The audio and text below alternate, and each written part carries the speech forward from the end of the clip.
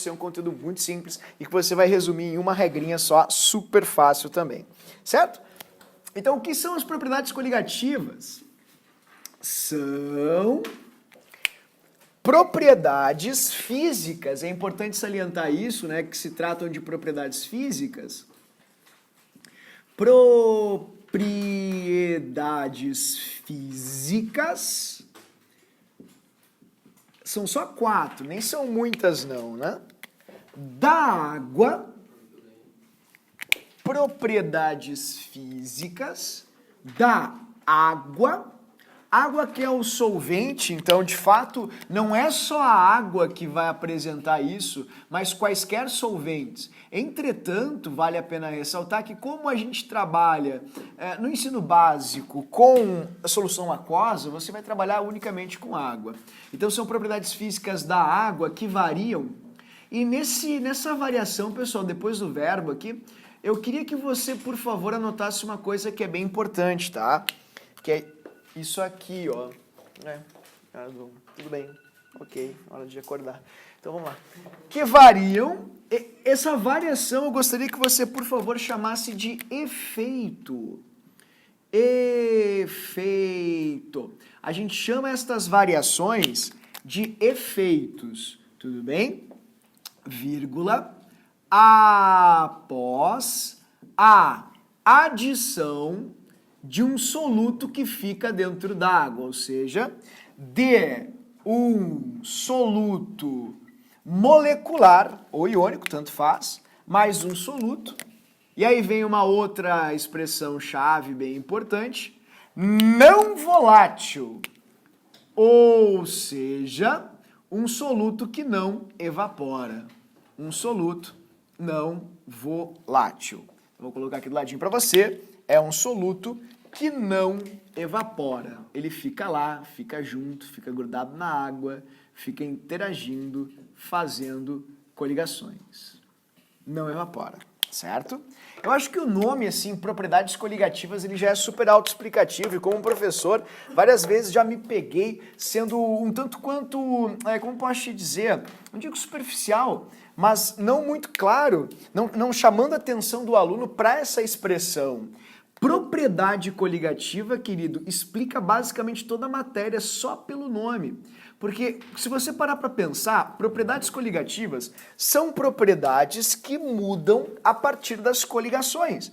Pô, pensemos o que são coligações partidárias. São aumentos de interações, são aumentos de ligações que ocorrem para fins às vezes escusos, convenhamos, mas para que se tenha lá mais apelo, mais apoio, mais poder e tal na Câmara.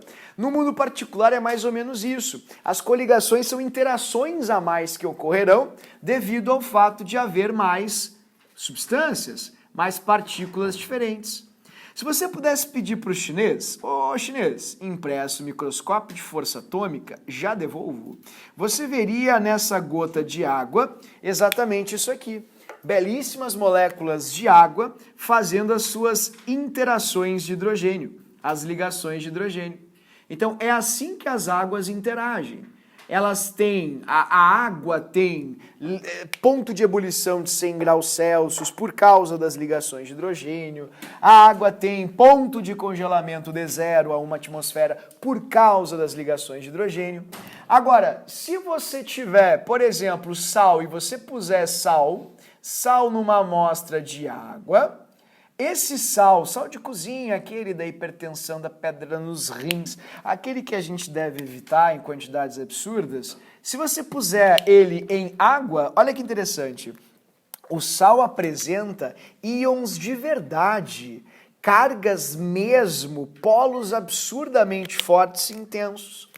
Esses polos muito intensos atuarão dentro da água como se fossem grandíssimos ímãs de moléculas de água e puxam essas moléculas com uma força, uma violência tão grande que obviamente alterarão todas as propriedades características da água. Então, se a água fervia a uma temperatura, não ferverá mais. Se a água congelava ou fundia a uma temperatura, não fundirá mais. Se a água tinha uma osmose, tinha uma evaporação, não as terá mais. Por quê? Porque as interações entre as partículas mudaram. E repito, o que faz com que substâncias tenham propriedades físicas características são as suas interações. Se estas mudarem, não terão mais as mesmas propriedades físicas. Então, queridos, em poucas palavras, assim, para todas as perguntas eventuais que surgirem aqui, a resposta é sempre a mesma e é uma palavrinha só. Tá preparado? Tá preparada? Coligação. Ah, mas e coligação? Ah, mas e a coligação? Não, mas é coligação. Então, todas as informações que vocês buscam estão centradas em uma mesma palavrinha. E repito, essa palavra é coligação. Quando as coligações ocorrem, as interações particulares obviamente aumentam, né, porque é o significado de coligação, e você vai ter então um reflexo nas propriedades da substância. Aqui no caso, quando você joga o sal na água, eu gostaria, por favor, de que vocês compartilhassem essa metáfora do professor. A água com o sal. O sal atua na água como um ímã atua num metal ferromagnético. Ele puxa esse metal com uma força, uma violência tão grande, bem como os íons puxam as moléculas de água para si. E é isso que faz com que haja tamanha alteração. Eu vou dar 4 contextos super clássicos para vocês tentarem vislumbrar isso no seu dia a dia. Por exemplo, quando você sai molhada do mar, você demora muito mais tempo para se secar do que se saísse da piscina. Se você puser sal antes da água ferver e tentar fazer a sua massa vai sair igual aquela massa de carnaval, aquela que só sai em blocos, ótima para construção civil, péssima para sua mesa.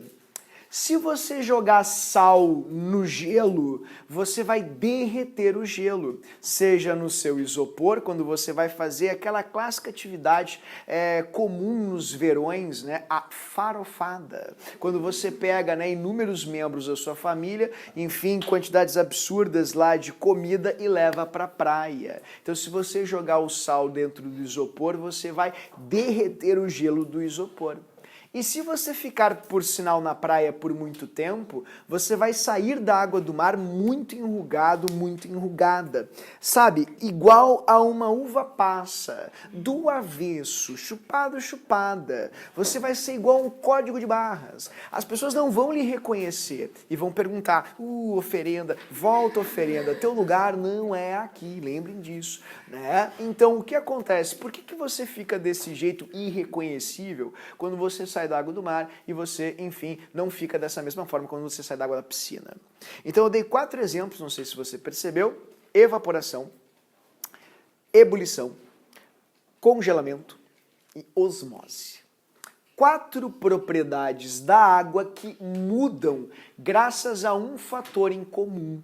Qual é o fator comum que você tem em todas estas situações? Por exemplo, o que tem muito na água do mar que não tem na água de rios e, enfim, nas piscinas? Sal.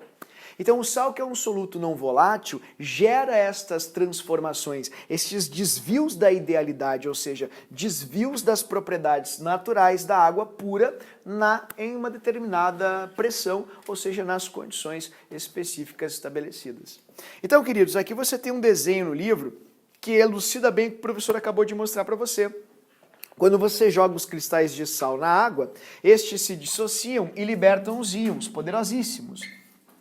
Cada íon arrebanha uma quantidade grande de moléculas de água e as puxa para si com uma força, uma violência muito grande, uma intensidade grande. E para você arrancar essas moléculas de água destes respectivos íons, você vai precisar de mais energia do que você precisaria caso você simplesmente tivesse intenção de separar apenas águas. Para separar apenas águas, como as interações são mais fracas, você vai demandar menos energia. Para separar o íon da água, como o íon dipolo é uma interação mais forte, você vai precisar de mais energia. Então, todas as explicações tangem coligações. Aumento nas interações. A explicação é porque tem mais ligações, e ligações mais fortes que ocorrerão dentro dessa mistura ou dessa solução. Tudo bem? Então, queridos, para que ela não fique muito assim repetitiva, mais do mesmo, o professor vai mostrar para você agora um clássico que é uma das regras mais velhas. Eu aprendi desse jeito, né? Então o professor foi educado numa década pré-histórica chamada de anos 90, é uma década terrível. E essa é uma das regrinhas mais clássicas que a química tem, que é o teco abaixo aumenta, abaixo aumenta. Olha, eu juro pra você, eu vou provar isso. A gente vai montar o teco juntos agora e você vai ver que 90% das questões que você tem no livro, você resolve com um teco. É só pegar o teco, manusear o teco, ver as variações e pronto. Com teco abaixo aumenta, você faz todas as questões de coligativas das provas mais tradicionais. Enem e URGS, obviamente. Então, o que diabos é o teco abaixo aumenta, abaixo aumenta? Como eu falei para você, o assunto propriedades coligativas estuda propriedades que mudam da água, evidentemente, quando você coloca sal, um soluto não volátil. Entretanto, queridos, como mudam? Elas aumentam, elas diminuem. Essas variações são chamadas de efeitos, e esses efeitos têm nomes. Os efeitos são chamados de teco abaixo aumenta, abaixo aumenta. Eu vou mostrar para você aqui o primeiro, que é o T do teco, que se chama de tonometria. Tonometria ou tonoscopia é um efeito clássico, ó, tonometria. O sufixo metria é quantitativo. E o copia, que eu vou colocar aqui do lado para você, de tonoscopia, é qualitativo. Só que como no ensino básico eles não fazem distinção entre a parte qual e a parte quant, pois essa matéria é super teórica, você não vai precisar se preocupar com essa diferenciação, tá? Então, o que é a tonometria ou tonoscopia? Tonometria ou tonoscopia é o abaixamento da pressão de vapor.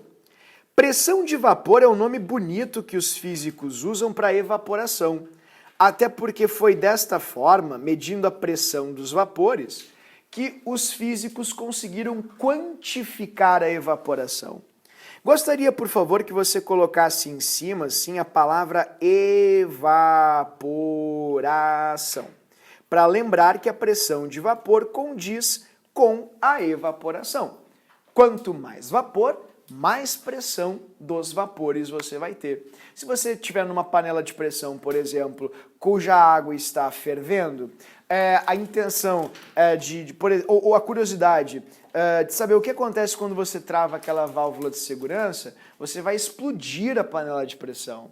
Por quê? Porque você está aumentando a quantidade de vapor, por conseguinte, aumentando a pressão de vapor. E os efeitos desta você vê ao explodir a panela de pressão. Certo? Então, pressão de vapor nada mais é que a evaporação.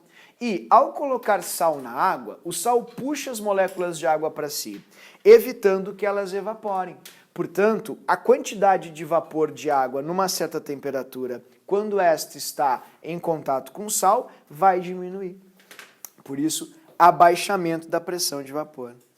Queridos, o E da ebuliometria tem uma relação bem clara e direta com a ebulição. Ebuliometria também pode ser chamado de ebulioscopia. Essa é a ebulição.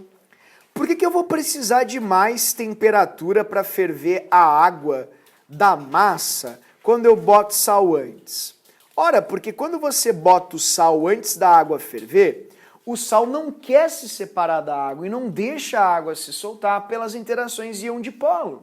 Então a única maneira para que você tire o sal da água é agitando demais essas partículas, fornecendo mais energia do que de habitual.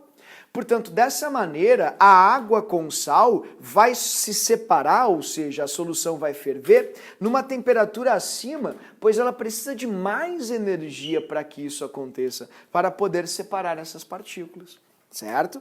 Então, esse aumento da temperatura de ebulição, aumento da temperatura de ebulição. ebulição. Esse aumento da temperatura de ebulição a gente chama de ebuliometria ou ebulioscopia. Este é o efeito. O de baixo é o que eu mais gosto, assim, eu acho muito legal esse efeito, eu acho genial. É um efeito que é difícil às vezes de explicar, porque ele é um efeito muito mais físico. Desculpa, eu usei a expressão errada. Ele é muito mais estrutural do que qualquer outra coisa. É o efeito da criometria. E esse aqui tem que ter cuidado, porque essa palavra, ela soa muito familiar, porque a gente pensa, isso aí, criometria, aquele lance do congelamento, né? Tipo, que se usa no sorvete e tal, e das pessoas que são congeladas. Aquilo é criogenia, né? É diferente, as palavras são parecidas. Eles adoram misturar essas duas palavras para que os alunos se confundam. Crioscopia ou criometria, tanto faz. Então vai aparecer nas alternativas, o pessoal faz essa pegadinha para os alunos. Criogenia, pelo amor de Deus, não me marquem. Uma vez, sempre conto isso, uma questão meio espirituosa, o pessoal botando nas alternativas colonoscopia, pelo amor de Deus, não tem nada a ver. Se você tiver curiosidade, bote no Google, colonoscopia, ok? É verdade. Criometria ou crioscopia é o abaixamento da temperatura. Não é habitual no nosso vocabulário também, mas eu vou escrever ali para a gente se familiarizar, né, para quebrar aquela barreira assim audível. Temperatura de congelação. Essa palavra feia. É congelamento, falou errado. Não, querido, é que na verdade congelação é bastante usado, por incrível que pareça. E é correto, uma expressão correta. Então eu já quero acostumá-los com essa forma de chamar para que você não pense que, sei lá, uma pegadinha, alguma coisa assim. Então, por exemplo, se você pegou um pacotão CVC Nova York, fevereiro, auge do inverno, aí você chega lá com o seu cartão de crédito ilimitado, quem converte não se diverte, você não pensa, você só gasta, você tá lá pra quê? Just shopping, é isso aí. E aí você tá lá e você tá andando no Times Square, aí você vê as pessoas encarregadas da limpeza urbana jogando sal na rua, e você pensa, meu Deus, olha o PIB dessa cidade.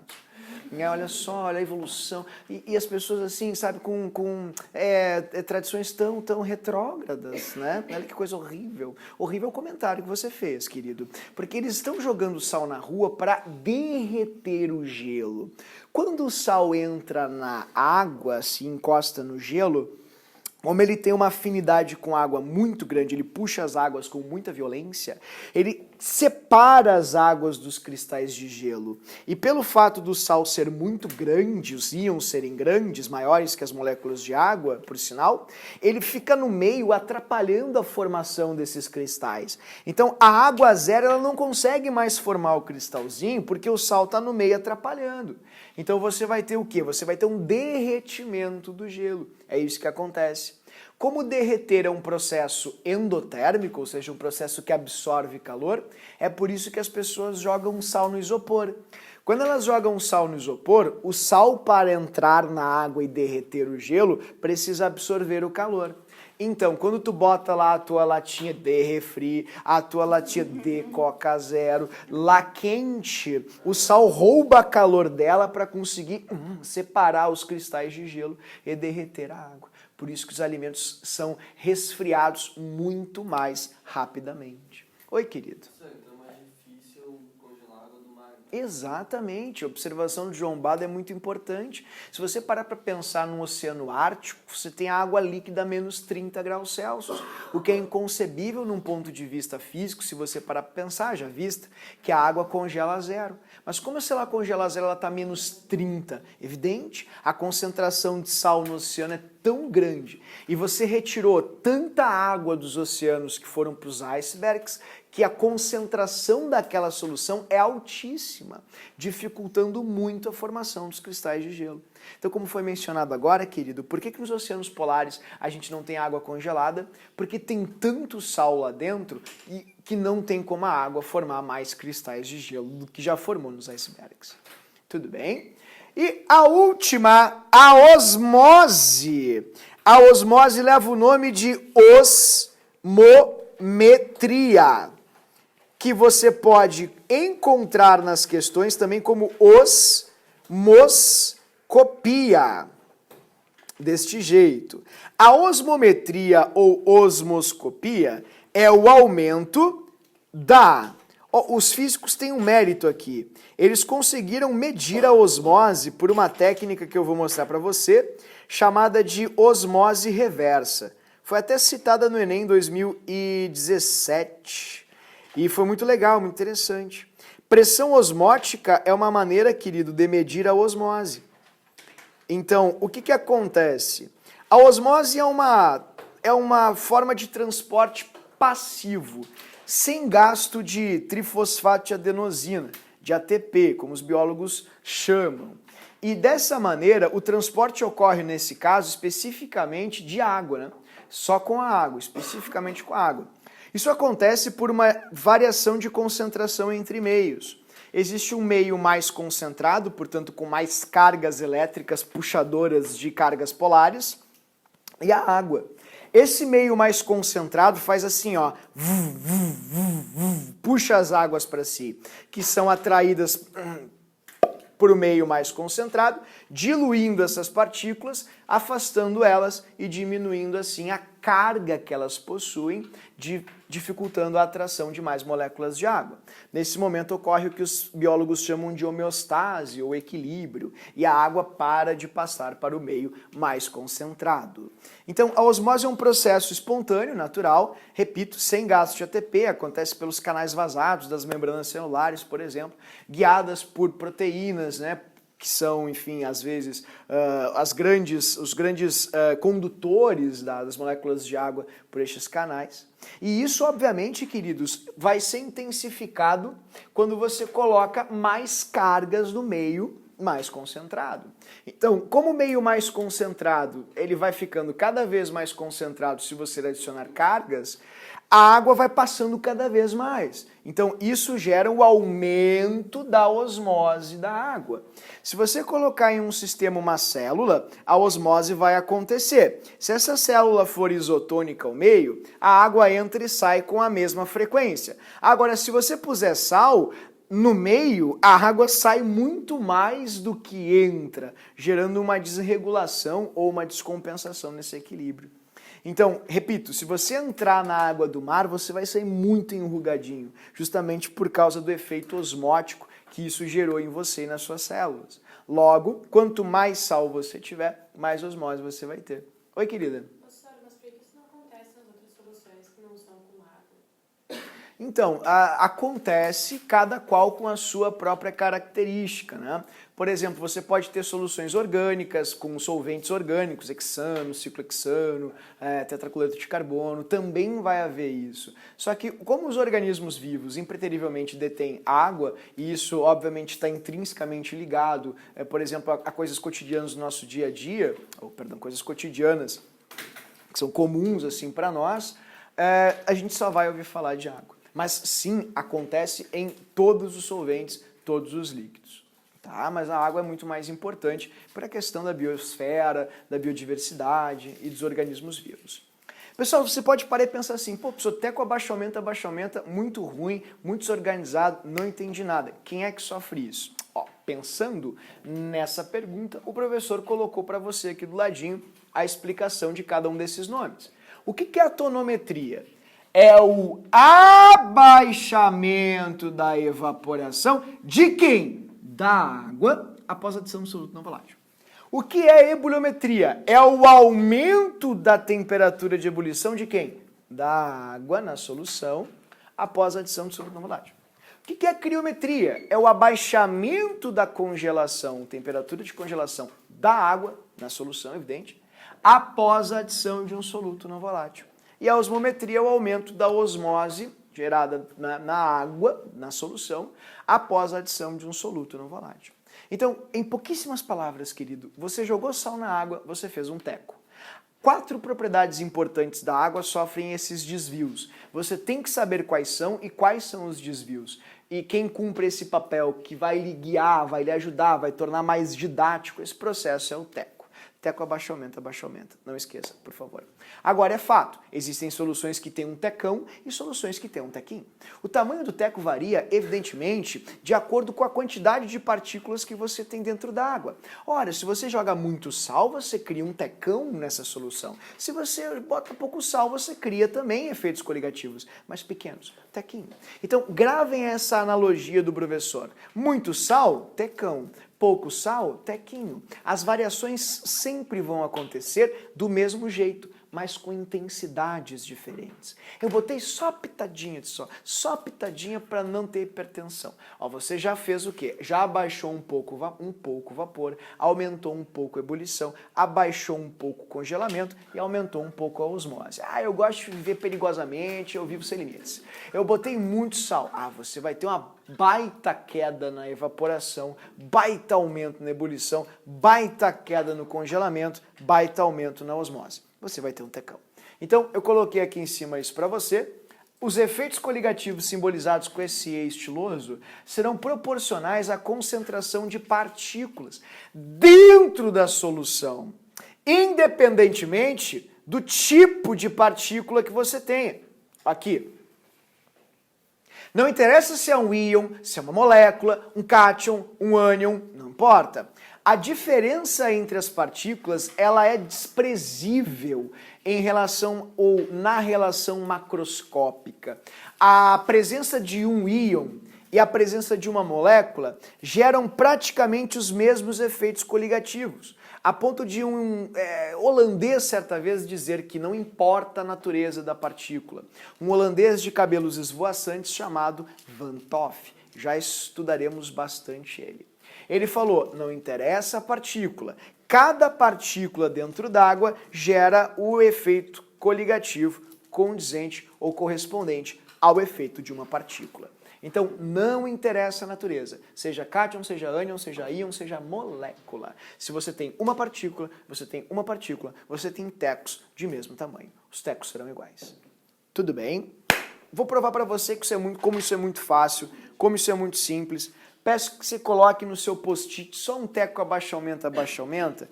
E já, vou colocar aqui para ti, já liga o teu AirDrop. E se você não tiver, porque você acha, a pessoa segrega muito, porque eu não tenho Mac, eu me sinto excluído.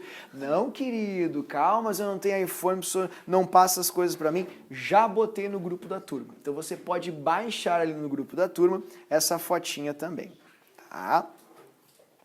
Então, vou colocar aqui... Tá ali a Lê, tá ali a Gabi, tá ali a Carol. Olha aí, barulhinho de aceitação, como é bom ser aceito. A pessoa está acostumada com a rejeição social. Por exemplo, a Carol não quer saber de me aceitar. Mas tudo bem, eu não sei qual Carol que foi. Eu acho que agora foi, né? Olha só, fechou. A Vitória tá difícil, Vitória, né? Isso, uma pessoa vai... Ah, tá, querido, desculpa, é que eu sou assim. Eu sou assim mesmo, né? Não sei quando parar. Fechou. O iPhone, ali, quem é você? iPhone. Ah, tá, é verdade. Gabi Lousado, que é muito comedida, muito discreta, né? Não tem que ficar se expondo. É isso aí, Gabi, não tem que ficar se expondo. Muito bem. Então, se você não recebeu, você, por favor, não se sinta triste, não se sinta isolado. Você não está sozinho, né? Existem outros usuários de Android também. Certo?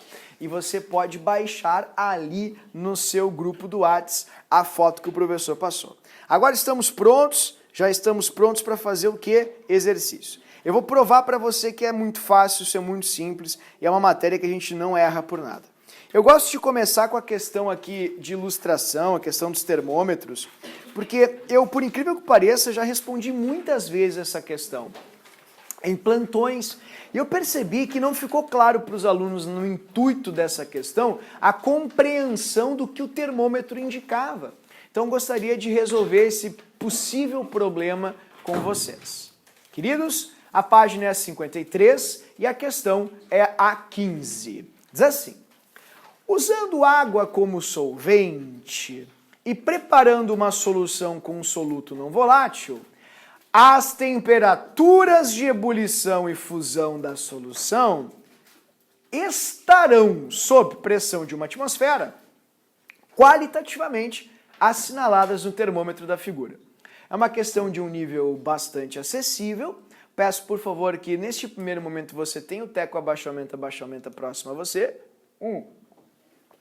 E vamos tentar comparar para a gente ver o que acontece. As temperaturas que são padrão da água, essas aqui, ó, os padrões da água, perdão, 100 graus Celsius a 1 atmosfera e 0 graus Celsius a 1 atmosfera para o congelamento. Água pura tem que a 1 atmosfera ferver a 100, tem que congelar a 0. Se você põe alguma coisa na água, você promove desvios. E esses desvios são vistos no teco abaixo-aumenta. Você pode riscar de cara as letras C, D e E. Por quê? Porque é teco abaixo-aumenta. Aqui na letra C você vê que a marquinha do termômetro, que é como a gente vê a temperatura, né? O termômetro ele tem ali um indicador e você vê pela marquinha, onde ele vai na escala indicando, vai subindo e vai indicando. Então, ó, o termômetro vai mostrando a escalinha. Aqui você tem um termômetro de álcool. Veja se você consegue verificar a temperatura com facilidade. Vai aí testando. Pega esse termômetro aqui para praticar. Também tem um termômetro de mercúrio. Vê se você é bom em termômetro de mercúrio. Se alguém estiver fazendo febre também, já pode medir aí. Está aqui o termômetro de mercúrio, né? Cuidado se você for balançar. Ah, o termômetro de mercúrio, tá? Ele já está, a gente diz, abaixado, né? Ele já está na temperatura aí. Como esse aqui não é um termômetro clínico, ele não tem o estrangulamento em 36. Ah, uma dica, nunca pegue na pontinha, no bulbo. Isso, exatamente. Porque o bulbo é onde você tem a concentração do mercúrio. Então, ó, a marquinha do termômetro que vai indicar para você qual é a temperatura. Ali já está em 100. Aqui ele está em 0. Dessa maneira, tu percebe que a D não está nem apresentando água, porque a água não pode estar fervendo abaixo de 100, em hipótese alguma. A água a 1 atmosfera tem que ferver em 100, jamais abaixo. Então a letra D não é nem água. A letra E também, ó. A letra E não é água. Por quê? Porque ali está a marquinha, ó. E abaixo de 100, bah, querido, em hipótese alguma você vai ter água abaixo de 100 a 1 atmosfera. Tudo bem? Então, 0 graus Celsius, vamos lá. Água quando congela e você põe sal, né? Ela tem que congelar abaixo de 0. E abaixo de 0 você encontra aqui o termômetro B. Esse é o único que está abaixo de 0. A letra A está acima de 0. E lembrem que a regra é teco abaixa, aumenta, abaixa, aumenta. O termômetro na ebulição tem que estar marcando acima de 100 e no congelamento tem que estar marcando abaixo de 0. Resposta certa, letra B. Tudo bem, queridos? É bem bobinho mesmo, é super fácil, né? É uma matéria simples demais até. Às vezes a gente não acredita o quão fácil ela é. Quer ver uma coisa? Eu vou provar para você. Eu gostaria, por gentileza, que você me acompanhasse em duas questões que são muito curtas. São elas, as questões 27 e 28, da página de número 56. Nessas questões você vai perceber bem o que eu quero mostrar para você.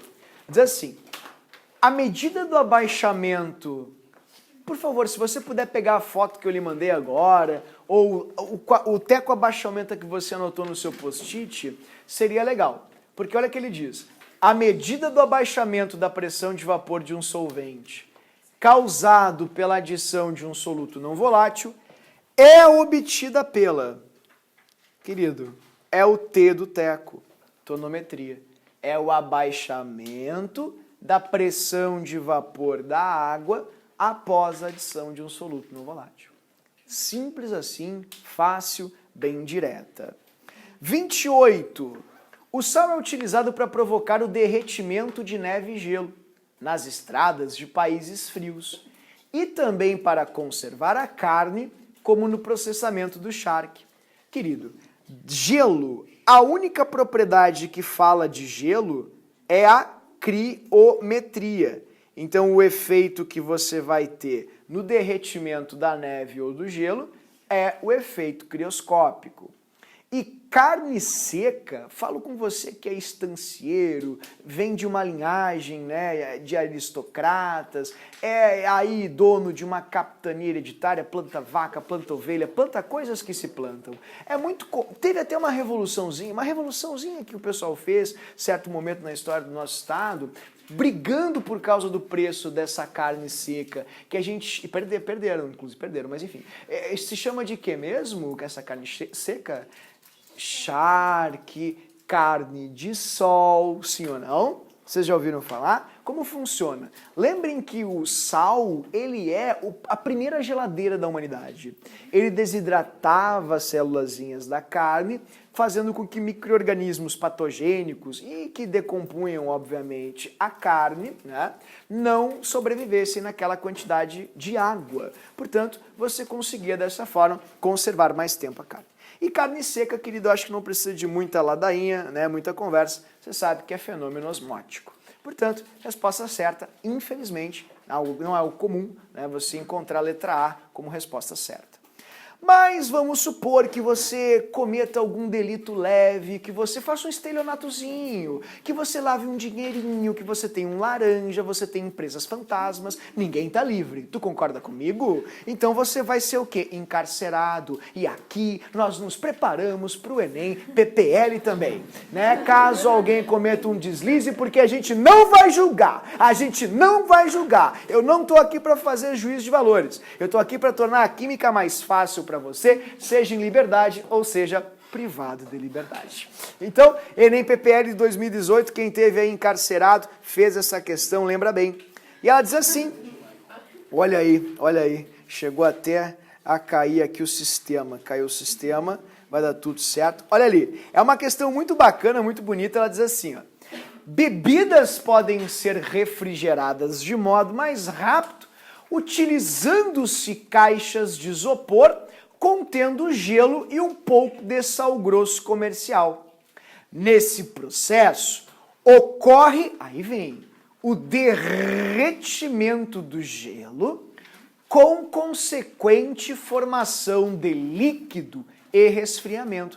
Observem que o Enem traz muitas informações implícitas nos seus textos. Essa questão em particular eu achei ela maravilhosa, porque ela explica o que acontece dentro do próprio enunciado. E muitas vezes a gente não sabe o que está buscando na questão, porque eles acabam relativizando, fazendo outras observações que não tem a ver com a pergunta da questão. E você vai perceber a minha fala agora de forma clara.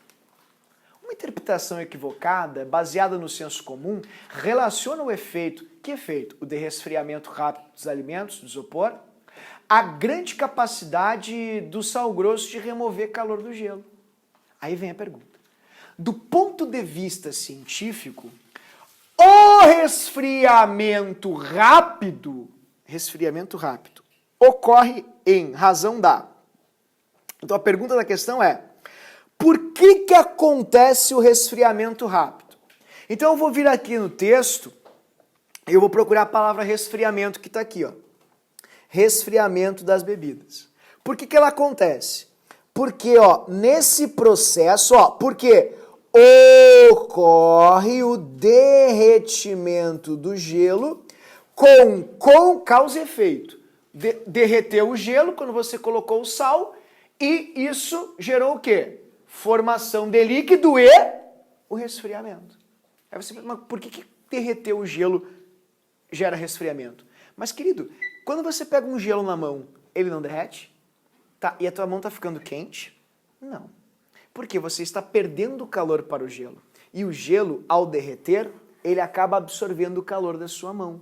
O processo de derretimento é um processo endotérmico. Quando você passa álcool gel na mão para fazer a sua higiene pessoal, o álcool evapora e você sente frio. O que você sente quando você passa álcool gel? Não sinto nada, professor. Hanseníase. Você precisa, exatamente, você precisa de cuidados médicos. É para você sentir frio. Porque a evaporação, ela rouba calor da sua mão. Bem como o gelo ao derreter rouba calor da sua mão. Então, eles, ou no caso da sua bebida, da sua Coca Zero, eles querem o quê? Lhe explicar o efeito aqui. Então, por que acontece o resfriamento rápido? Porque quando eu coloco sal no gelo, eu promovo o derretimento do gelo.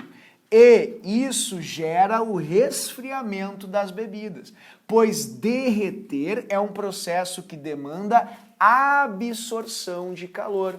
Absorver calor significa pegar calor. E de quem que o sal com gelo pega calor? Da sua bebida. por isso que ela congela ou resfria muito mais rapidamente. Então, para quem argumentava que era simpatia, querido, tá aí a ciência para estragar, né, acabar com a ilusão. O sonho acabou. Não é simpatia.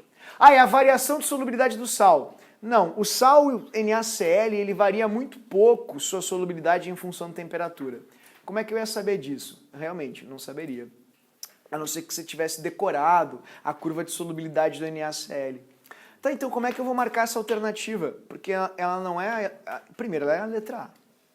A gente já tem todo aquele, né, estigma da A, você nunca marca A. Segundo, porque essa não é a explicação para o fato do gelo derreter quando você coloca sal.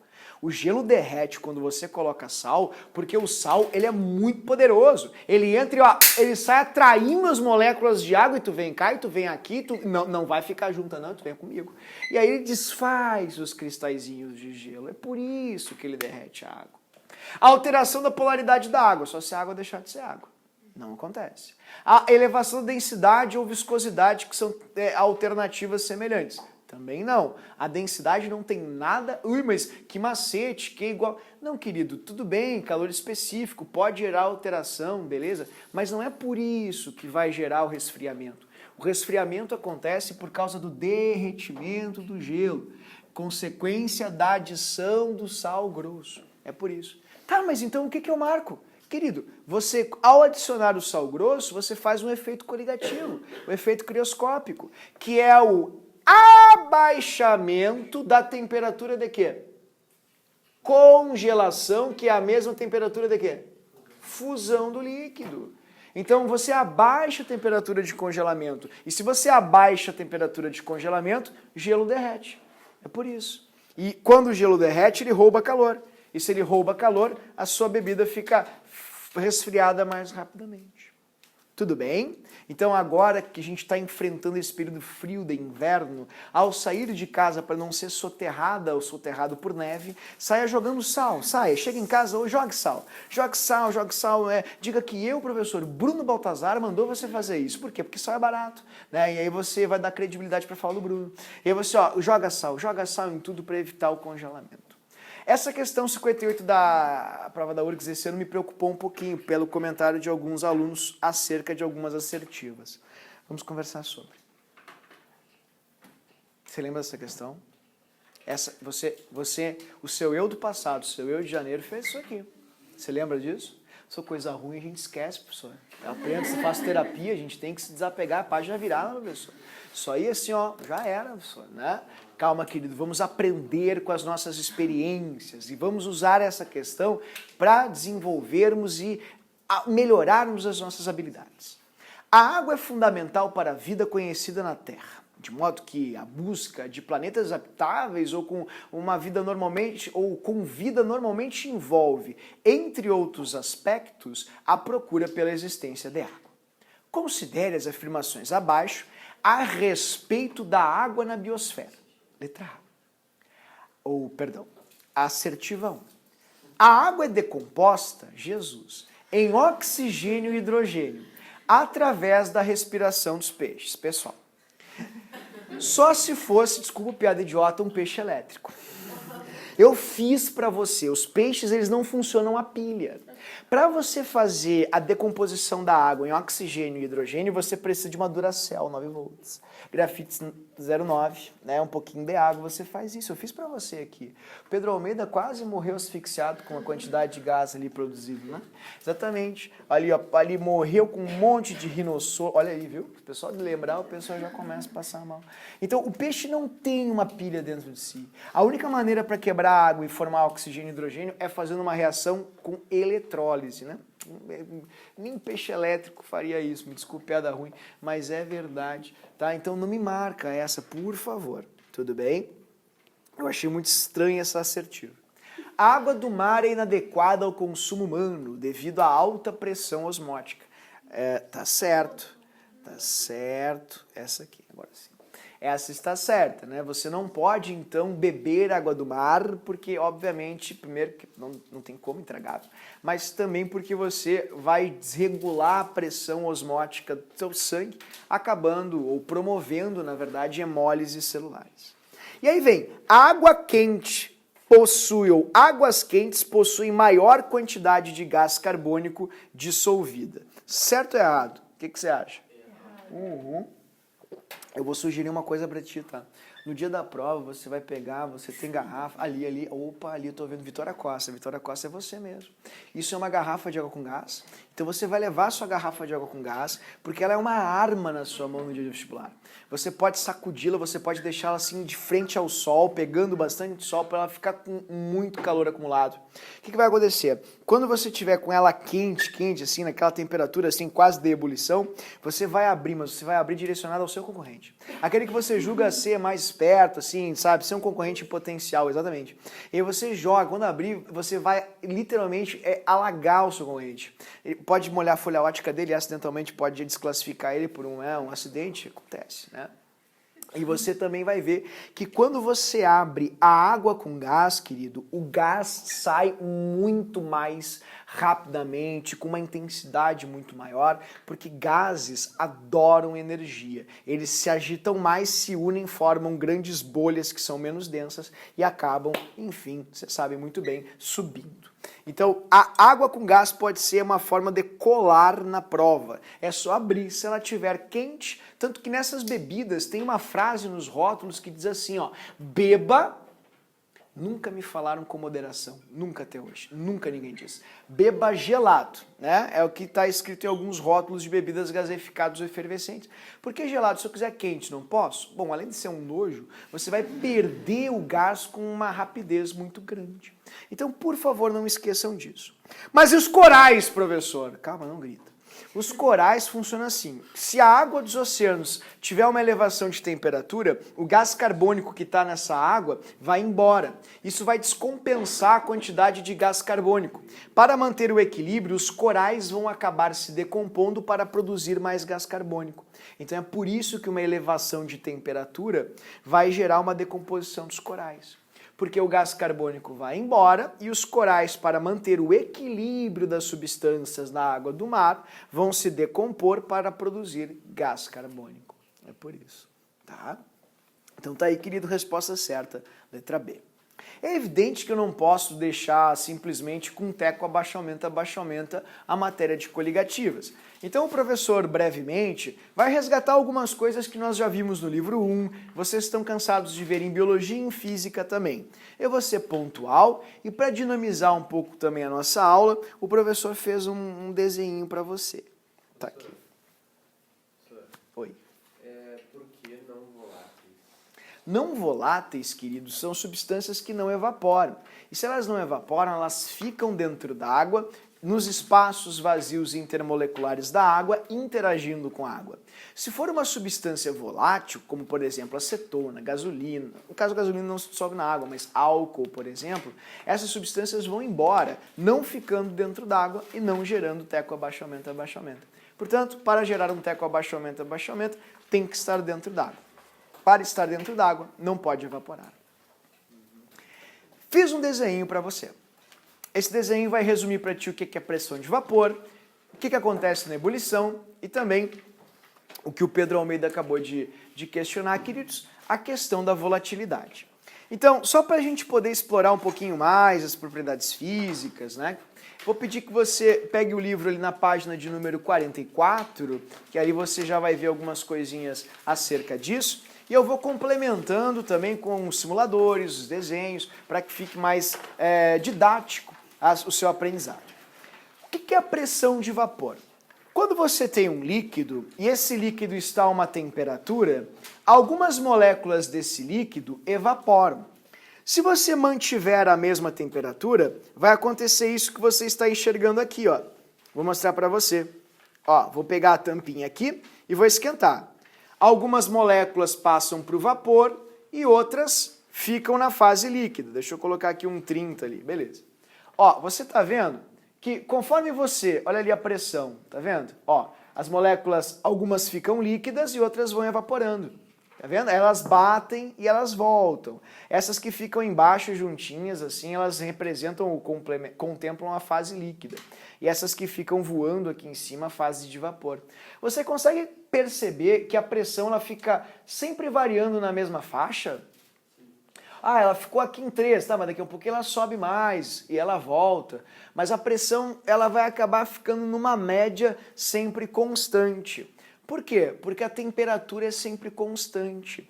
E observe uma coisa, ó, essa molécula aqui, ó, ela bateu, ela voltou, ela veio para cá, ela bateu, aí ela vai voltar, ela bateu e às vezes ela desce de novo para o estado líquido. Não sei se você consegue enxergar isso.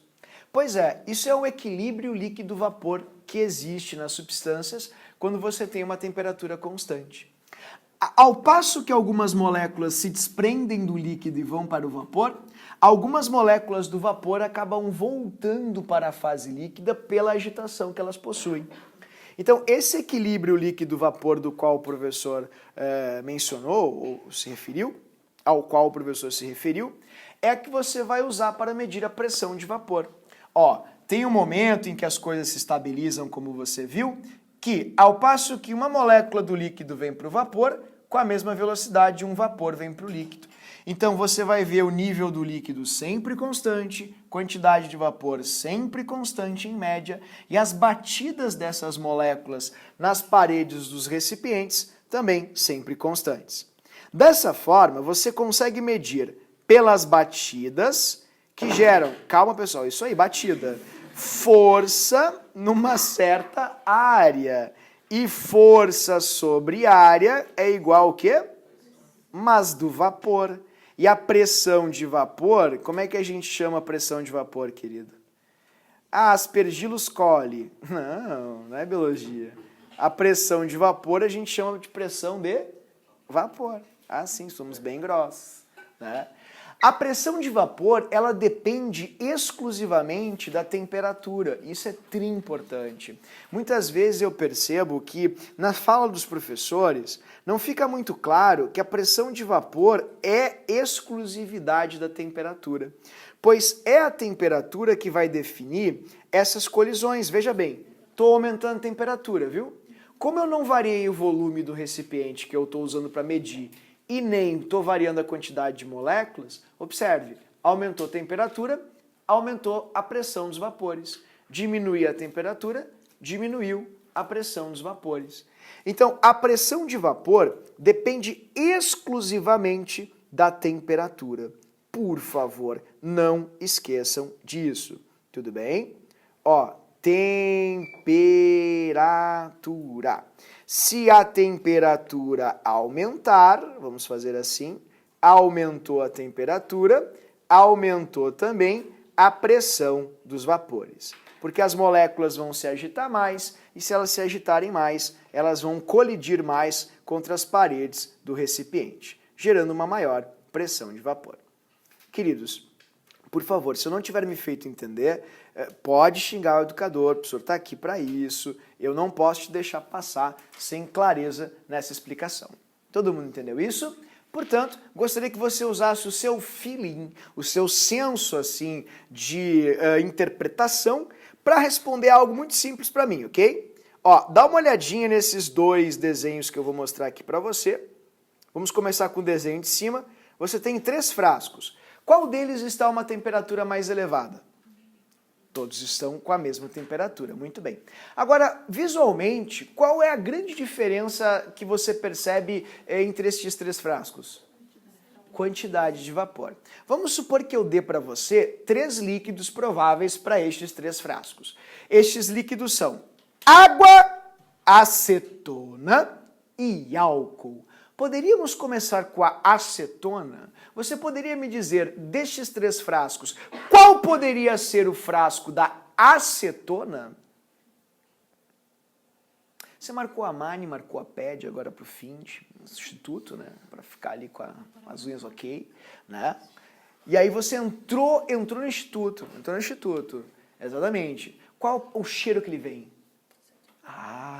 Então a acetona, ela tem um cheiro muito forte, sim ou não? Você gosta do cheiro de acetona? Não responda, não responda. Não responda, por favor. Por que ela tem um cheiro muito forte? Porque ela evapora o quê? Muito. Quantidades absurdas. E se ela evapora demais, numa certa temperatura, tem quantidade muito grande de vapor. Então, vista essa observação, pergunta, qual dos 3 frascos, na sua opinião, seria o da acetona? O da direita, genial. Porque é o que tem a maior quantidade de vapor.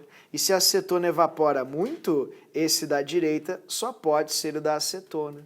Tá, mas e o do álcool? Ué, o cheiro do álcool não é tão intenso e forte quanto o cheiro da acetona.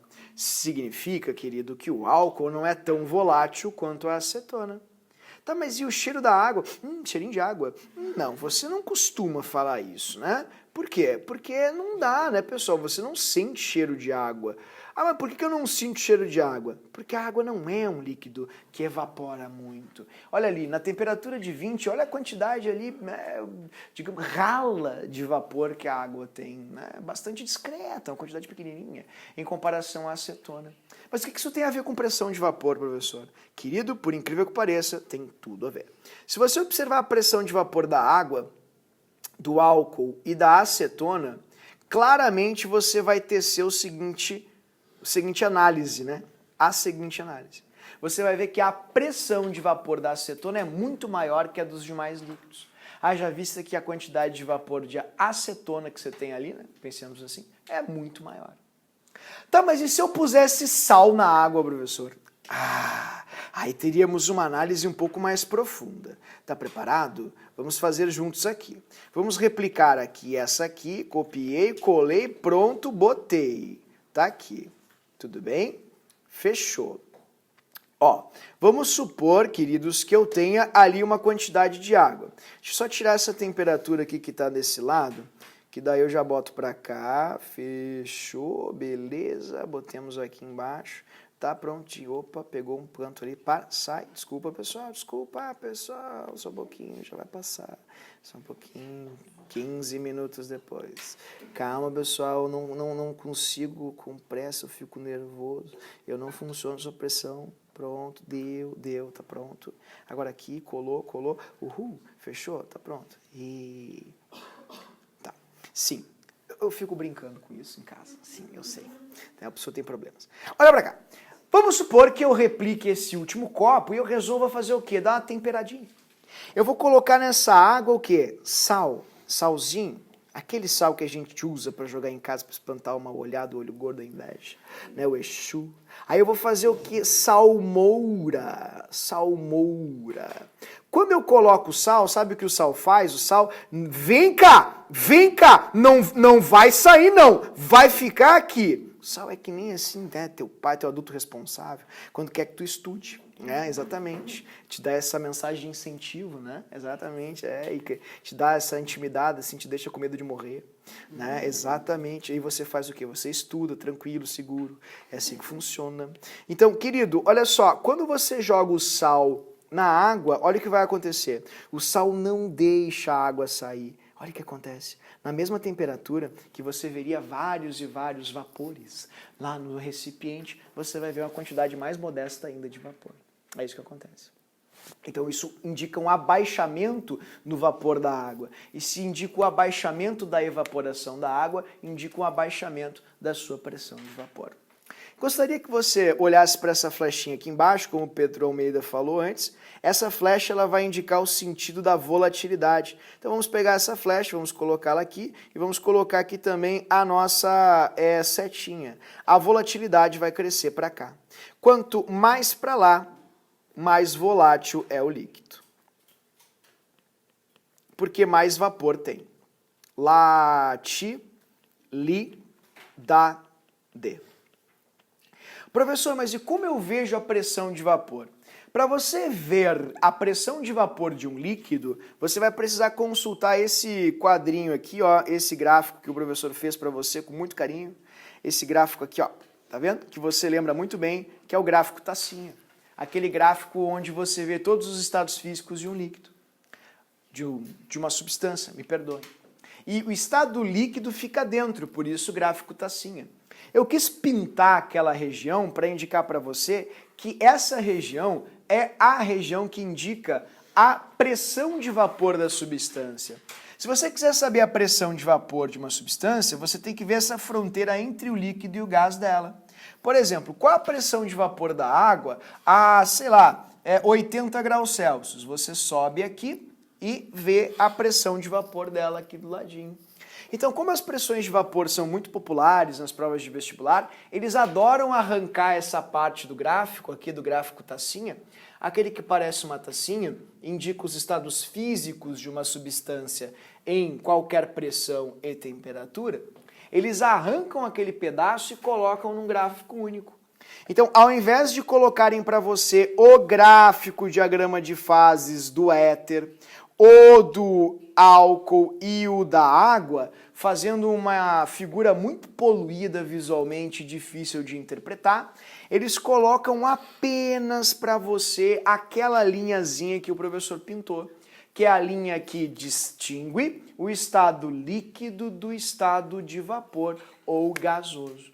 Então, antes dessa linha é líquido, depois é vapor, depois é gasoso.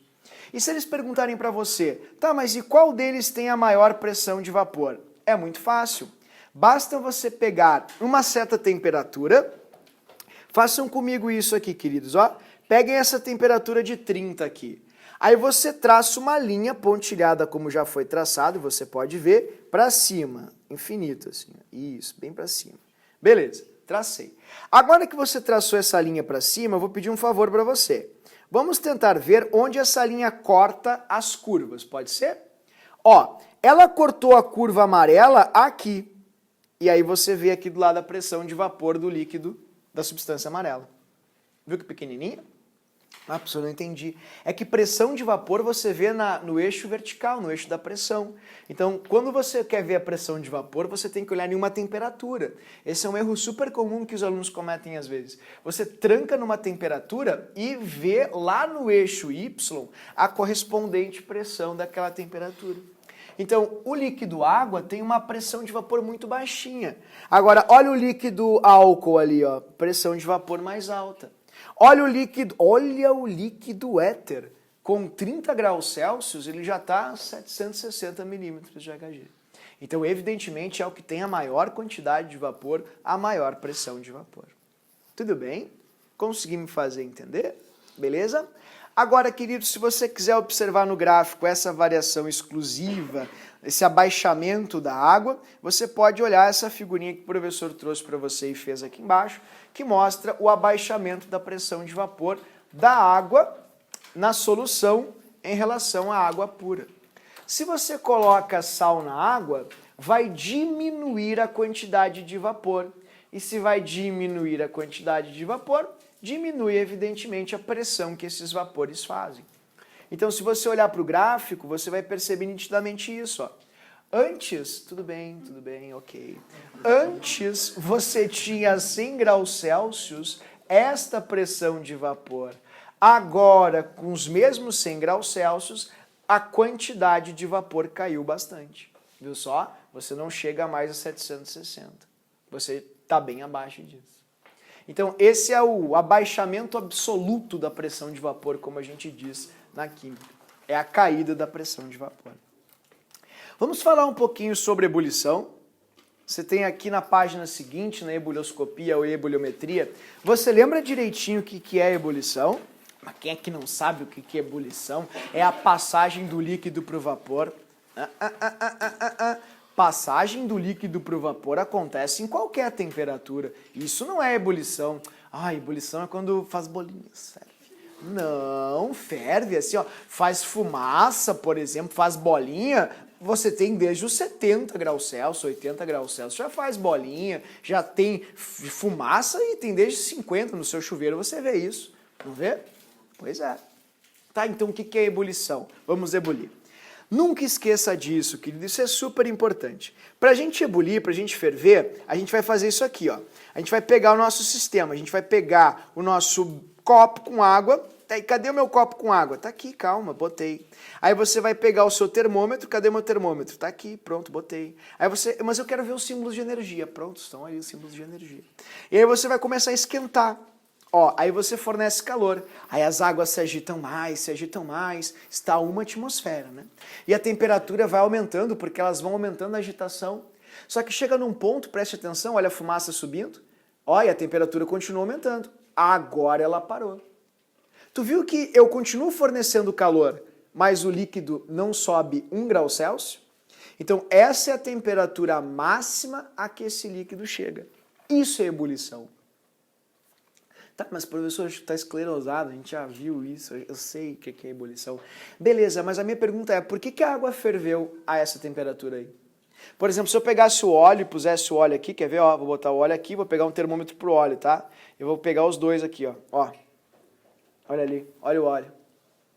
A água chegou no máximo a 100. Venceu, ganhou. Passou de 100, viu? Ó, nem começou a ferver ainda. Ih, agora foi. Ó, agora vai. Não, me enganou. Olha ali. Eita, vai explodir. Olha aí, já fechou todo o termômetro e agora que ele foi ferver. Aí ele não passa mais naquela temperatura ali.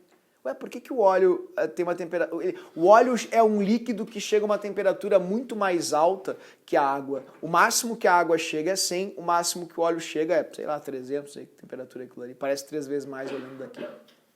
Então, a explicação para isso é muito simples, pessoal. Tanto a água quanto o óleo, ambos estão submetidos a uma mesma tampa invisível. Professor, eu preciso de ajuda.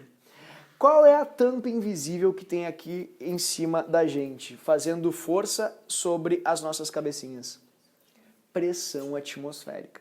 Essa é a tampa que mantém as coisas juntas. E a única forma para que se supere essa tampa, essa força que existe sobre, é quando a força de baixo para cima supera a força de cima para baixo. Aí o líquido simplesmente vai embora, na forma de vapor. Por que está falando isso? Porque tem um erro que é super comum nessa parte, queridos, eu não posso deixar que você cometa, que é esse aqui. Ó, eu fiz o desenho para você. Quero ver se você é rápido, quero ver aqui quem é que me diz qual dos 3 tem mais vapor. Ah, o terceiro tem 38 bolinhas, o primeiro tem 35. Não, querido, não, definitivamente não me assuste. Eu coloquei aleatoriamente aproximadamente o mesmo número de bolinhas para que o impacto visual seja esse. Para que você olhe e veja assim, todos têm mais ou menos o mesmo número de bolinhas. Se todos têm o mesmo número de bolinhas aproximadamente, todos têm a mesma pressão de vapor. Porque o número de bolinhas indica a pressão de vapor. Aí eu te pergunto, tá, mas como é que todos têm a mesma pressão de vapor se as temperaturas são diferentes? É porque algumas substâncias ou líquidos evaporam muito mais que as outras. Então, para eu conseguir essa quantidade de vapor com esse líquido, eu precisei só de 56. Para conseguir essa quantidade de vapor com esse líquido, eu precisei de 78.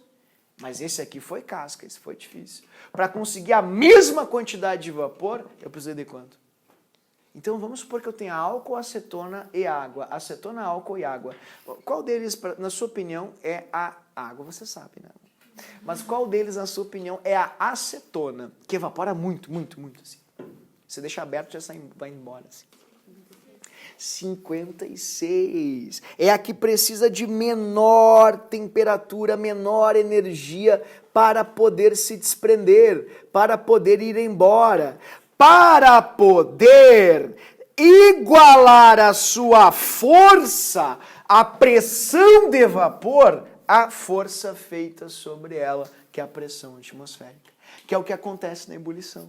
Na ebulição, a força de baixo para cima, ela tem que se igualar à força de cima para baixo, para que chegue num ponto onde ela vença e suba.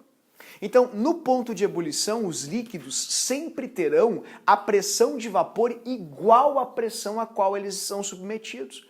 Por isso que se você for ferver os seus ou cozinhar os seus ovos em um local de altitude expressiva, você vai ter dificuldade para cozinhar os seus ovos. Cozer ovos, obviamente, requer temperaturas de 80 graus Celsius. Se você escalar o Everest, você consegue ferver água a 70 no máximo. Então você não vai ferver os seus ovinhos. Deve trocar o cardápio. Não vai dar certo, não. Então isso é muito importante, pessoal. O Enem adora isso. O pessoal do MEC tem fixação, eu acho, por ovo. Eles adoram essas coisas. Então não esqueçam, aqui você tem o álcool, precisa de menos energia do que a água para ferver. E aqui você tem a água, evidentemente, que precisa aí de uma quantidade de energia substancial para ferver. Ok? Então, o que isso significa, professor? Na ebulição, a pressão de vapor do líquido tem que ser igual à pressão atmosférica a qual ele é submetido. Se estamos fervendo um líquido lá na Bolívia, opa, daí eu vou precisar de menos pressão de vapor, ou seja, menos temperatura, porque a minha tampa não é tão boa assim. A pressão atmosférica é pequenininha. Agora, se eu for para a Bélgica, um país baixo, a pressão atmosférica é super alta. Portanto, eu vou precisar de mais pressão de vapor para conseguir ferver o meu líquido. Logo, precisarei de mais temperatura. Então, na ebulição, queridos, por favor, não esqueçam dessa dica do professor. Na ebulição, a pressão atmosférica é igual à pressão de vapor. Tudo bem? Isso é super importante. Vamos passar agora esse cartãozinho para você nesse instante. Professor, mas eu não sou um Apple Boy, um Apple Girl, eu uso Android. Tá no grupo, o professor já postou para você que é do Android, para você baixar a sua foto. Tá? Então tá ali, tá aqui, beleza. Eu acho que a Claro fez promoção, todo mundo tem iPhone, Jesus. Tá aqui, beleza, fechou a Laura também, tá aqui, foi. A Gabi, me aceita, Gabi? Foi. Ah, porque eu sou assim, sabe? Eu sou intenso, Eu tive muitos problemas de relacionamento por isso, mas enfim, né? Deu tudo certo agora. Certo, pessoal? Aí o que eu ligava, o pessoal não me atendia, eu ligava de novo. Eu disse assim, vai ver, tá com o problema, né? Aí eu ligava, mandava mensagem, as pessoas não respondiam. Aí eu disse, eu vou falar com o pai, com a mãe, né? Daí eu ia assim. Aí eu demorei muito tempo, porque a gente tem que dar um espaço, depois de muito tempo sem sucesso amoroso. Eu aprendi. Vitória, então eu te mandei 5 vezes, foi isso? Ah, tá, mas eu sou assim mesmo, tá? Não repara. Certo? Fechou, então tá aí o iPhone da Gabi aqui, sempre discreto, né, Gabi? Sempre discreto. Exatamente. Bom, queridos, então essas são as relações de pressão de vapor e ponto de ebulição. Como você acabou de ver ali e está vendo também no desenho do professor, ó, como a pressão de vapor caiu, para você atingir a mesma pressão de vapor anterior de uma atmosfera, você vai precisar de esquentar mais. Ó. Esquentando mais, você consegue atingir aquela mesma pressão de vapor. Porque o sal se gruda na água e não quer deixar sair de jeito nenhum. Então você tem que aumentar a energia para que o sal quer sair, o sal não quer sair. Vocês ficam agitando mais, por isso que a temperatura aumenta. Aí tem um momento em que a agitação é tão grande, que a água se solta. E aí você vai ter a fervura. Tudo bem, pessoal? Eu me fiz entender? Sobre o gelo, vamos lá, vamos lembrar do gelinho. O gelo funciona assim. Os icebergs são, sem dúvida, a maior fonte de água potável do planeta Terra, porque é a água que conseguiu driblar os enormes, gigantescos grosseiros íons de sal que estão dentro da água do mar. Eles se juntam, esses cristalzinhos de gelo, e aí, como são menos densos, acabam subindo e boiando, flutuando. É legal conciliar a física e a química aqui, porque os físicos dizem, dilatação anômala da água, a 4 graus Celsius é a maior densidade, abaixo a densidade diminui. Por quê? Dilatação anômala da água, a 4 graus Celsius a densidade é máxima, depois ela diminui. Por que, professor de física? Dilatação anômala da água. Então é uma coisa assim sem sentido, né? Enfim, é um loop infinito. Vou ajudar então o colega da física. Acontece assim, a água é uma molécula que tem uma geometria angular, ela parece um Vzinho. E ela tem uma relação muito intensa entre o grau ou força de atração entre as suas partículas, ligações de hidrogênio, e a angulação. Em poucas palavras, a água concilia 2 grandes fatores. A forma propícia para isso e a força de atração, que é bastante grande. Então, quando as moléculas de água elas congelam, percebam, são 6 moléculas de água. 6 moléculas de água, massas iguais, tamanhos diferentes. A água líquida é mais bagunçada, então ela ocupa, por incrível que pareça, menos espaço. A água sólida, que é mais coesa e mais organizada, que deveria ocupar menos espaço, pelo fator da atração e da geometria da água, ela forma o hexágono e faz esse buraquinho, esse espaço vazio no meio. E é muito legal porque se você pegar ali o floquinho do Frozen e você olhar direitinho, com o microscópio, você vê que cada pontinha é um hexágono. É bizarro isso, é lindo, maravilhoso. E cada floco de neve é diferente do outro, nenhum fica igual, por causa da estrutura dos hexágonos. Então, quando a água congela, ela forma grandes hexágonos com espaços vazios no meio. E esses grandes hexágonos com espaços vazios no meio, obviamente, é que expandem a estrutura da água.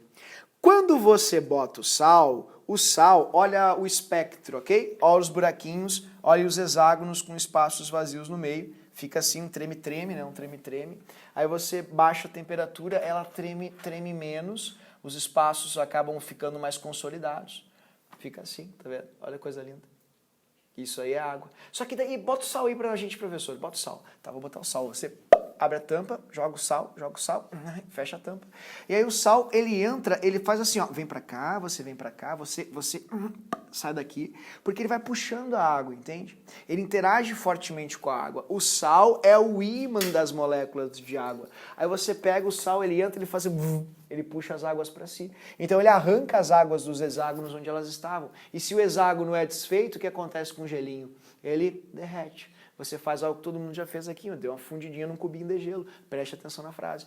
Exatamente. E é uma coisa muito comum, muito corriqueira. Então, quando você faz isso, você derrete o gelo. E é por isso que o sal derrete o gelo.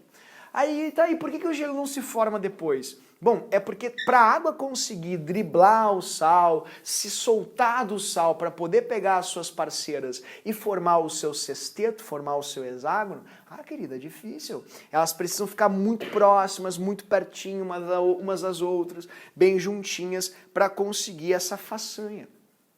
Então, os icebergs, queridos, aqui ó, eles são formados pelas moléculas de água que conseguiram se desvencilhar das partículas de sal, formarem os seus hexágonos e flutuarem por serem menos densas. Só que conforme isso foi acontecendo, foi se aumentando demais a concentração salina, gerando assim cada vez mais impedimentos para que os cristais de gelo se formem. Portanto, quanto mais sal você coloca no gelo, mais difícil é para ele se formar, mais baixa ficará a temperatura de congelamento, certo?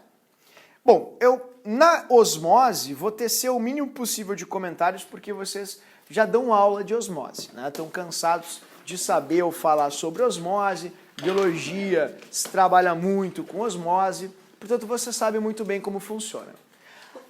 Saúde, querida, não tranca, por favor, né? Explode a veia do cérebro. Você já ouviu falar sobre vasos comunicantes? Quem, professor? Quem comunica o quê, professor? Vasos comunicantes. Já ouviu falar? Por exemplo, assim, ó, deixa eu mostrar pra você. Esse aqui, ó, já viu? Vasos comunicantes. Deixa eu pegar esse aqui com a torneirinha. Assim. Pronto. Quando eu começo a encher aqui, qual dos dois vai encher primeiro? Os dois vão encher juntos. Sabe por quê? Porque a pressão que existe aqui é igual à pressão que existe sobre o outro lado. Então, se as forças são iguais, você vai ter sempre o mesmo nível. Esses são os vasos comunicantes.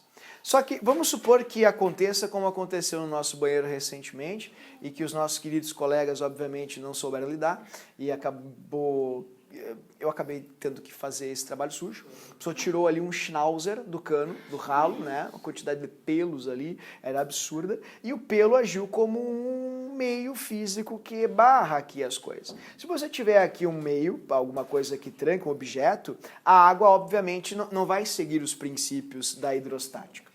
Por que está falando isso? Eu vou mostrar para você. Olha só. É isso que acontece com a membrana semipermeável. É como se houvesse aqui um objeto que trancasse a passagem de fluidos ali e só a água pudesse passar de um lado para outro. Dessa maneira, pessoal, a água espontaneamente vai ser atraída para onde há mais cargas, que é a parte mais concentrada. Por isso que nós dizemos que a osmose é a passagem espontânea e passiva de água do meio menos para o meio mais concentrado. Quanto mais concentrado estiver o meio mais concentrado, mais água passará. Por quê? Porque dessa maneira há uma diluição e um afastamento dessas partículas, diminuindo cada vez mais a carga destas partículas, fazendo com que a força que elas têm para puxar as águas para cá seja menor. E aí os biólogos, na verdade, chamam isso de homeostase, ou equilíbrio e tal, né? Chamado pela osmose. Os físicos pararam e se perguntaram, tem como eu medir a força que a água fez para passar para lá? A pressão osmótica? A pressão da osmose? Aí a pessoa começou a pensar. Teve um físico e químico, célebre na química, chamado Van 't Hoff, que fez isso. E de um jeito brilhante. Ele fez assim. Ele pensou, vamos colocar água pura aqui, uma solução concentrada desse lado. E vamos esperar. Com o tempo, espontaneamente a água passou pela membrana semiotica. Oi, Vitória, desculpa. Só, tipo, quando tu dá sal pra uma pessoa, quando ela tá com pressão baixa, é propriedade conjugativa que acontece? Na verdade, se ela está com a pressão baixa, ela precisa de eletrólitos do sangue, né? Provavelmente ela tenha bebido pouca água, ela está com uma baixa, ela está hiponatrêmica ou hipocalêmica, e daí ela vai precisar de um pouco de sal para reativar os eletrólitos, né? Não é necessariamente pela pressão osmótica, porque na verdade o que acontece é que como tem poucos eletrólitos, tem poucas sinapses e N outros fatores também, né? Fisiológico. Mas óbvio que isso vai gerar também alterações, né, nas células, se continuar desse jeito. Bom, queridos, então acontece o seguinte, quando você tem isso, o que o Van 't Hoff percebeu? A água passou para lá. Aí ele pensou, como é que eu posso fazer para medir isso? Como é que eu posso fazer para medir isso? Ok, tags de que bom, condomínio, valeu condomínio, isso. Deixa eu fazer uma coisa muito inteligente, né, pessoal? Olha só, vamos lá. Ó, pressão aqui igual a pressão aqui. Tá, agora vamos pegar uma pressão aqui e uma pressão aqui, elas são iguais, né, praticamente ali, então você vai ter, ó, esse mesmo nível. Vamos fazer o seguinte agora, vamos pegar e deixa eu colocar aqui, olha ali, ó, coloquei um pezinho ali, tá vendo? O peso aqui fez, ó, vou colocar um pouco mais, isso, e um pouquinho mais, tá vendo? Fechou.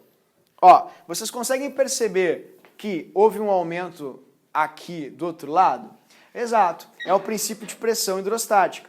A pressão que eu fizer aqui vai gerar um aumento do outro lado, né? No fluido, no nível do fluido. Então, o que o Van 't Hoff pensou? Ele pensou assim, está descompensado, né? Se eu aplicar uma pressão desse lado e fizer com que o líquido volte a ser exatamente como era antes, ou seja, se os níveis ficassem igual ao início, eu poderia calcular essa pressão mecânica que eu fiz aqui e dizer que a pressão que a água fez para passar para cá foi ou é igual à pressão que eu fiz para devolver ela para esse lado. O nome disso é osmose reversa. Tá? Como a água veio espontaneamente para cá, a gente percebe que isso permite passagem de água. Então, como ficou desniveladinho, o Van 't Hoff pensou que se fizesse força aqui e mandasse a água de volta e medisse essa pressão ou força, ele poderia dizer ou associá-la à pressão gerada pela osmose da água. Foi genial? Aí ele pensou, tá, como é que eu vou calcular a pressão aqui? E a altura... Não. A osmose veio para cá, a água veio para cá, desculpa pelo fenômeno osmótico, porque era concentrado. Então eu preciso de uma fórmula de pressão que tenha alguma coisa a ver com concentração, partícula, molécula. Tem uma. Tem uma dos gases lá. Opa, boa. Como é que é a mesma fórmula? PV igual a nRT. Ó, se você passar esse V para cá, N sobre V é igual ao quê? Concentração molar. Então a pressão é proporcional à concentração. Perfeito. O Van 't Hoff só tirou o pezinho, porque é a fórmula para os gases, e associou isso para, enfim, soluções e tal, diluídas no processo osmótico. Ele chamou de π. Aí você pensa assim, tá, professor, o que eu preciso saber disso? Quem vai entrar na medicina, você vai fazer uma cadeira chamada de bioquímica no primeiro semestre e fisiologia também. Pergunta para o pessoal que está fazendo fisiologia o que eles estão calculando. O pessoal está calculando soro fisiológico e pressão osmótica. É isso que o pessoal está calculando. Você vai ter que usar exatamente isso aqui para ficar calculando a medição da concentração do soro, que é 0,9%, não esquece, para ver se fica igual ou não ao do sangue. Então, vocês logo vai brincar bastante com isso, pode ter certeza. Quem vai entrar agora na medicina. Certo?